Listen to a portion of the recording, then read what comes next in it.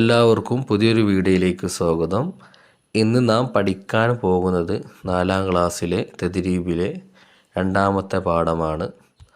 അഹ്കാമുൽ മീമി സാക്കിന, സുക്കൂനുള്ള മീമിൻ്റെ വിധികളെ കുറിച്ച് പറയുന്ന പാഠമാണ്.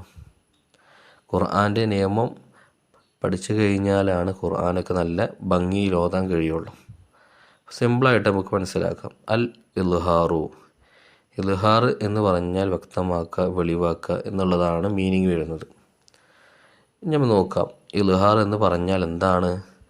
സുക്കൂനുള്ള മീമിന് ശേഷം മീമും ബാവും അല്ലാത്ത ഏത് അക്ഷരം വന്നാലും മീമിന് ഉന്നത്ത് നൽകാതെ വ്യക്തമായി ഉച്ചരിക്കണം. ഇതിന് ഇൽഹാർ എന്ന് പറയുന്നു. അപ്പോൾ സുക്കൂനുള്ള മീമിന് ശേഷം ബാവും മീമും മാറ്റി നിർത്തുക.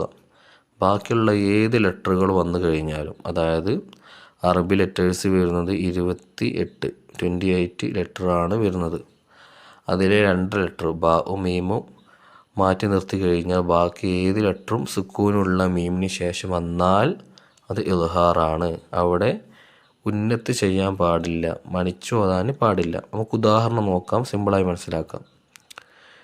ഹും പ്ലസ് ഫീഹി എന്ന് അവിടെ കൊടുത്തിട്ടുണ്ട്. അതാണ് അവിടെ കൂട്ടി ജോയിൻ ചെയ്തിട്ടും കൊടുത്തിട്ടുണ്ട്. അവിടെ ഹും ഫീഹി, അവിടെ ഹും ഫീഹി എന്ന് ഓതാൻ പാടില്ല. കാരണം സുക്കൂനുള്ള മീമിന് ശേഷം അവിടെ ഫാ ആണ് കൊടുത്തിട്ടുള്ളത്. അപ്പോൾ അവിടെ ഹും ഫീഹി എന്നാണ് അവിടെ ഓതേണ്ടത്. ഫാ ആയ കാരണം പ്രത്യേകം ഉന്നത്തി വരാൻ സാധ്യതയുണ്ട്, അതുകൊണ്ടാണ് അവിടെ ഫാ കൊടുത്തത് കേട്ടോ. സെക്കൻഡ്, അം പ്ലസ് വാലുൻ, അവിടെ അം വാലുൻ എന്നാണ് ഓതേണ്ടത്. അം വാലുൻ എന്ന് ഓതാൻ പാടില്ല. കാരണം സുക്കൂനുള്ള മീമിന് ശേഷം അവിടെ വാവാണ് വന്നിട്ടുള്ളത്. അതുകൊണ്ട് തന്നെ അവിടെ കൊടുത്തിട്ടുണ്ട് 3 ലെറ്റേഴ്സ്.